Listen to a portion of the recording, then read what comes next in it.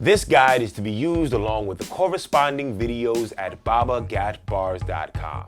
It is designed for students 3rd grade and higher. Yes, you can rhyme words together, but can you follow an idea, a procedure, or a narrative from beginning to end in the form of a rhyme? This guide will help you hone those skills, so be sure to follow along even if you already know how to rhyme. Do not skip steps.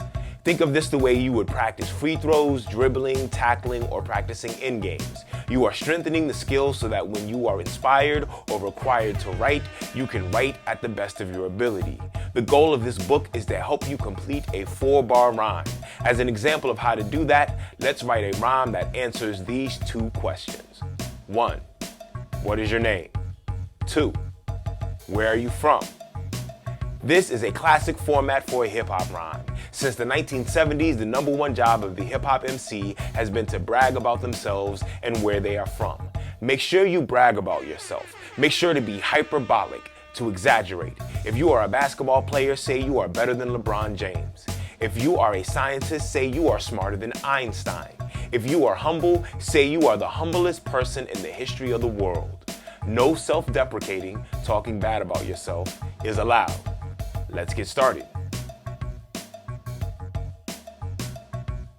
For young writers working on a rough draft, I require that you use a pen instead of a pencil because 1. The point doesn't wear down or break on a pen the way it does on a pencil. This eliminates any distractions from having to stop and sharpen a pencil. We want the ideas to flow from your brain to the paper with nothing stopping it or slowing it down. 2. There is no reason to erase. Everything you write is valuable when using the writing process. You never know when you will want to retrieve an old idea because you have found a way to use it. 3. If you write something you don't like, simply put 1 line through it.